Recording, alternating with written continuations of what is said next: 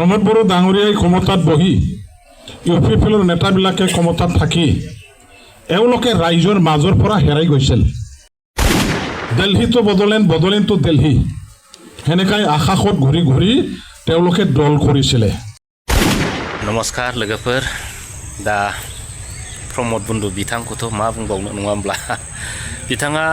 दिनैसिमबो जेनदोंब्लाबो बिराद माने गिदिर गिदिर सिमां सुजुनायखौ बिथाङा माने नागाराखै आरो नागारनोबो नांगा नङा होमब्ला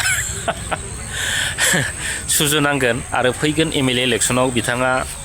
माने गोबां मासि लानानै देरहासार जागोन होननानै बिथाङा ससियेल मिडियायाव माने ब्राव माने गोब्रामगासिनो दं आरो ओजों फारसेजों प्रमोद बन्धु बिथांखौ सापर्टार बिथांमोना दैदेनगिरि बिथांमोना माने सानफा एफा माने हुलुस्थुर गारनानै खारगासिनो दं आरो মই আমাৰ বিপিএফৰ যিসকল বন্ধু আছে, আমাৰ কৰ্মী সতীৰ্থসকল আছে, আপোনালোকলৈ মোৰ এটা আহ্বান থাকিব। পাৱাৰত থাকিলে মানুহবিলাকে অহংকাৰ হয়, অহংকাৰে পতনৰ মূল কাৰণ। ইউপিপিএল চৰকাৰে নতুন নতুন অৱস্থা 15 বছৰ সংগ্ৰাম কৰি আহি ক্ষমতাত আহিয়ে যেনেকুৱা ধৰণৰ অহংকাৰ কৰিছিলে, অহংকাৰী মনোভাৱ লৈ কাম কৰিছিলে। আমি চৰকাৰত আছোঁ, আমাক কোনেও হিলাব নোৱাৰে। আমি চৰকাৰত থকা মানুহবিলাকে কাকো ভয় কৰিব নালাগে, কেৰেপ কৰিব নালাগে, কাৰো কথা শুনিব নালাগে। এই মইমতালিৰে কাম কৰাৰ কাৰণে আজি পতনৰ এই মুহূৰ্ত তেওঁলোকে দেখা পাইছে। প্ৰমোদ বড়ো ডাঙৰীয়াই ক্ষমতাত বহি ইউপিপিএলৰ নেতাবিলাকে ক্ষমতাত থাকি এওঁলোকে ৰাইজৰ মাজৰ পৰা হেৰাই গৈছিল। এখেতসকলে ৰাইজৰ মাজত নাথাকিছিল। দিল্লীটো বদলেন, বদলেনটো দিল্লী, সেনেকাই আকাশত ঘূৰি ঘূৰি তেওঁলোকে দল কৰিছিলে। চৰকাৰীভাৱে যিখিনি আঁচনি ৰাজহুৱাভাৱে আমাৰ চৰকাৰ মানে কি সেই সময়ৰ চৰকাৰে গ্ৰহণ কৰিছিলে, আঁচনিবিলাক ধৰিছিলে, সুযোগ সুবিধাবিলাক দিছিলে, অনুদানবিলাক দিছিলে, সেইবিলাকৰ লগত ৰাইজক এওঁলোকে জড়িত কৰিব নাজানিলে। ৰাইজৰ মাজত গৈ যেনেকুৱা ধৰণৰ এওঁলোকে সেইটো জনমুখী কৰিব লাগিছিল। ৰাইজৰ আৰু স্কিমৰ মাজত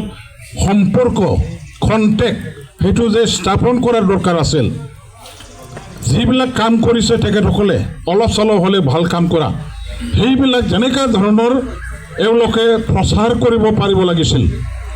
সেইবিলাক তেওঁলোকে কৰিব নাজানিলে। ফিল্ডতে নসমালে, আঁচনিবিলাক লৈ ৰাইজৰ মাজত সোমাব লাগে, ৰাইজৰ মাজত বুজাব লাগে, ৰাইজৰ মাজত তেখেতসকলে ভৌতিকভাৱে মানে কথাবিলাক ব্যাখ্যা কৰি বুজাব লাগে। এইবিলাক নকৰাৰ কাৰণে আঁচনিবিলাকৰ বিষয়ে ৰাইজে একো গমেই নাপালে। 5 বছৰ উকলি গ'ল, ৰাইজে ইউপিপিএল দলে কি কাম কৰিছে কৰা নাই দেখা নাপালে। ৰাইজৰ অভাৱ অভিযোগ তেখেতসকলেও জানিবলৈ চেষ্টাই নকৰিলে। ৰাইজে চৰকাৰ আছেনে নাই গমেই নাপালে।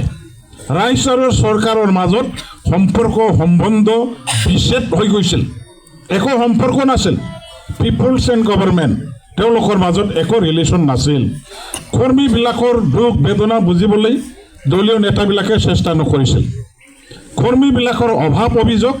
সতীৰ্থবিলাকৰ অভাৱ অভিযোগ, সমস্যাবিলাকৰ প্ৰতি এওঁলোকে গুৰুত্ব দিয়াই নাছিল। সেইবিলাকৰ এখেতসকলে একো দায়িত্ব লোৱা নাছিল, যাৰ কাৰণে লাহে লাহেকৈ কৰ্মীবিলাকৰ মনোবল হ্ৰাস পাইছিল, মনোবল ভাঙি গৈছিল, কাম কৰাৰ ইচ্ছা শক্তি হেৰুৱাই গৈছিল। আৰু মনোবল কাম কৰাৰ ইচ্ছা শক্তি যদি নাথাকে, গ্ৰাছৰুট লেভেলত দলটো অট'মেটিক দুৰ্বল হৈ যায়। আৰু গ্ৰাছৰুট লেভেলত অট'মেটিক দুৰ্বল হৈ যোৱা মানে দলটো মৰিবলৈ গতি কৰা, দলটো শেষ মানে ধ্বংস হ'বলৈ আগবাঢ়ি যোৱাৰ নিচিনা হয়। কাৰণ দলটো ধৰিও ৰাখিব লাগে, দলৰ শক্তি ভেটিটো হ'ল আমাৰ গ্ৰাছৰুট লেভেল, তাৰমানে প্ৰাইমাৰী লেভেল। ৰাইজৰ মাজত কৰ্মীসকল ৰাইজৰ মাজত আছে, এইবিলাকৰ প্ৰতি একো গুৰুত্বই নিদিলে, একো সম্পৰ্ক নাৰাখিলে, একো যত্ন নল'লে, জানিবলৈ চেষ্টাই নকৰিলে কোনটো দল ক'ত কি আছে, কি হৈছে নহৈছে, ইয়াৰ একো তেখেতসকলে বিচাৰ বিবেচনাই নকৰিলে। কৰ্মীবিলাকৰ আস্থা বিশ্বাস হেৰুৱাই গ'ল। মানে সতীৰ্থসকলৰ কাম কৰাৰ যিটো ইচ্ছা মনোবল সেইটো নাইকিয়া হৈ গ'ল। ইয়াৰ কাৰণে দল একেবাৰে মানে দুৰ্বল, এনেকুৱা ধৰণৰ দুৰ্বল হৈ গ'ল যে উঠিব নোৱাৰা ধৰণৰ আস্থা বিশ্বাস হেৰুৱাই যোৱা এইবিলাক আমি দেখা পাইছিলোঁ আৰু একমাত্ৰ সেইটো আমি চৰকাৰ চলাইছোঁ আমাৰ হাতত ক্ষমতা আছে আমি চব কিছু কৰিব পাৰোঁ এই যে ডেম কেয়াৰ টাইপৰ যিটো নীতি একেবাৰে ডেম কেয়াৰ মইমতালি ইচ্ছামতে গুৰুত্ব নিদিয়া একো শুনিবলৈ চেষ্টা নকৰা পাব্লিকৰ পৰা দূৰত থকা এইবিলাকৰ কাৰণে আজি চাপা হৈ গ'ল এওঁলোকে জানিব লাগিছিল ইউপিপিএলৰ নেতাবিলাকে জানিব লাগিছিল পাব্লিকৰ জনমত ৰাইজৰ জনমত কেতিয়াও ইউপিপিএলৰ লগত নাছিল আজি হেনাই তেনেকুৱা নহয় 2020ৰ যিটো নিৰ্বাচন ডিচেম্বৰত হৈছিল তেতিয়াও ইউপিপিএলৰ লগত জনমতটো নাছিল জনমত বিপিএফৰ লগতে আছিল জনমত ইউপিপিএলৰ লগতো নাছিল জনমত বিজেপিৰ লগতো নাছিল কেৱল মাত্ৰ জনমত বিপিএফৰ লগত আছিল তেতিয়া 17টা আছিলে বিপিএফৰ ইউপিপিএলৰ কিমান আছিল 12টা না 11টা আছিলে 12টা আছিলে আমি আছিলোঁ 17টা ডেট মিনছ জনমত ৰাইজৰ মতটো আমাৰ লগত আছিল পিপুলছ মেণ্ডেট বিপিএফৰ লগত আছিল যদিও চৰকাৰত আছিল ইউপিপিএলৰ লগত নাছিল চৰকাৰ বনোৱা জনমত প্ৰাপ্ত জনমত মানে পোৱা সেইটো বেলেগ বস্তু চৰকাৰ আপুনি বিভিন্ন সাইডৰ পৰা যোগাৰ কৰি এইফালৰ পৰা সিফালৰ পৰা টানি আনি যোগাৰ কৰি পেলাই চৰকাৰ আপুনি বনোৱাটো মানে সেইটো সম্ভৱ হ'ব পাৰে ডাঙৰ কথা নহয় কিন্তু জনমতটো কি কৈছে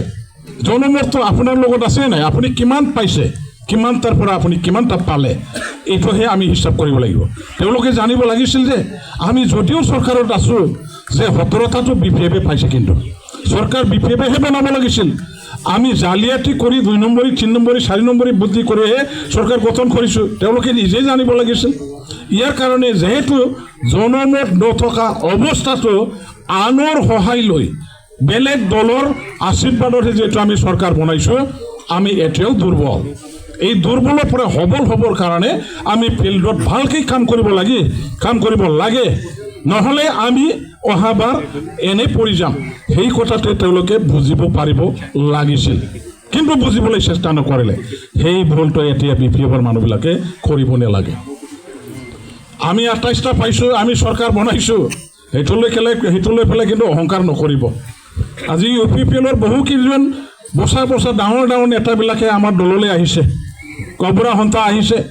বা বেলেগ আকৌ তেনেকুৱা ধৰণৰ যোগাযোগত আছে ভালেখিনি যোগদান কৰিব ৱেল এণ্ড গুড সেইটো লৈ পেলাই আমি কিন্তু অহংকাৰ কৰিব নালাগে আমি বেছি একেবাৰে অভাৰশ্বেয়াৰ হ'ব নালাগে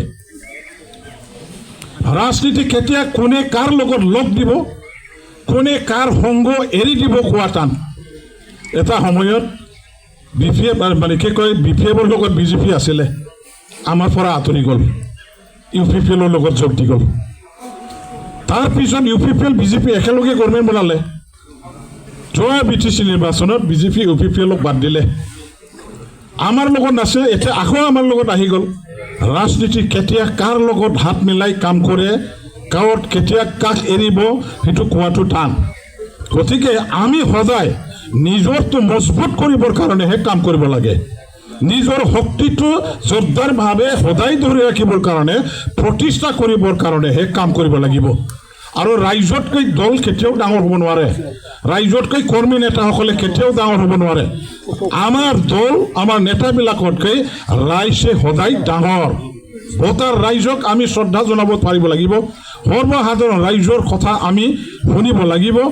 আমি যদি লিডাৰ হৈ পেলাই অহংকাৰ মোক মানে একেবাৰে মানে কথা পাতিবলৈ ওচৰতে যাবলৈ যদি কৰ্মীবিলাকে ভয় কৰিব লগা হোৱা অৱস্থাত যদি থাকে এতিয়া মই যেনিবা হেৰি আছোঁ MLA হিচাপে আছোঁ বা BTCL এতিয়া EM হিচাপে আছোঁ সেইটোতো কণ্ট্ৰাকচুৱেলহে ভাই 5 বছৰৰ কাৰণেহে ভাই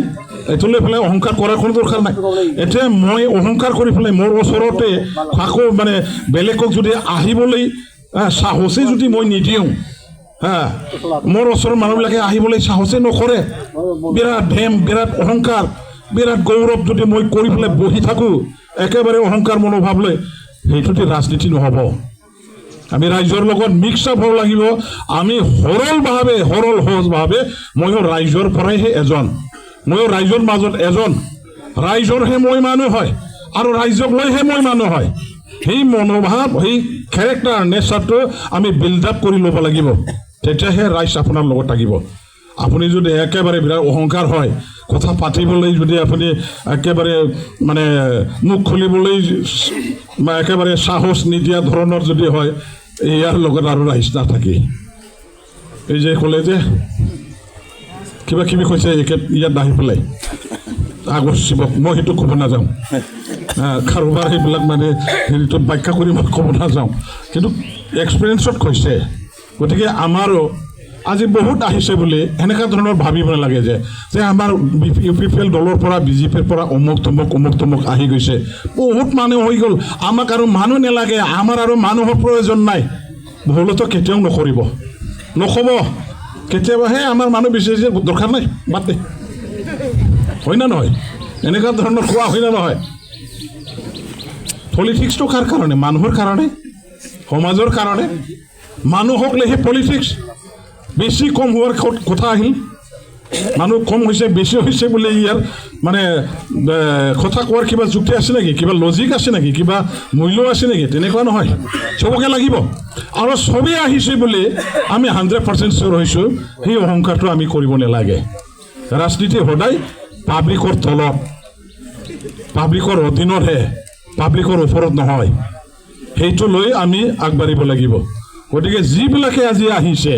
আমি তেখেতসকলক মৰম দিব জানিব লাগিব তেখেতসকলক সন্মান দিব জানিব লাগিব তেখেতসকলক আমি ইয়াত শ্ৰদ্ধা দিব জানিব লাগিব যে মানে কিছুমান মানুহবিলাকে ভাবে কেতিয়াবা সমাজত তেনেকুৱা ধৰণৰো মানুহ থাকে চালাহাতে এতিয়াহে গম পাইছে এতিয়াহে আহিছে আগতো বিৰাট আছিলে এইবিলাকে এতিয়াহে বাধ্যত পৰি আহিব লগা হ'ল এতিয়াহে ঠেলা পাইছে সেনেকুৱা ধৰণৰো ভাবা মানুহ থাকে দলৰ মাজত এই দলত আমাৰ দলত আছেনে নাই মই ক'ব নাযাওঁ কিন্তু দলৰ মাজত তেনেকুৱা ধৰণৰ মনোভাৱ থকা মানুহ থাকে সেইটো ডিষ্ট্ৰাকটিভ সেইটো কেতিয়াও নকৰিব যোৱা 10টা বছৰত 15টা বছৰত এখেতসকল ক'ত আছিলে আমি ক'ত আছিলোঁ এখেতসকলে কি কৰিছিলে কি কৈছিলে আমি কি কৰিছিলোঁ কি কৈছিলোঁ সেইটো গান চেপ্টাৰ সেইটো একেবাৰে পুৰণা চেপ্টাৰ সেইবিলাক মনত আকৌ আনিব নালাগে এই যে এখেতে মানে চিনিয়ৰ মানুহ হয় বহুত দলৰ কাৰণে ৰিক্স লোৱা আমি সন্মান জনাব লাগিব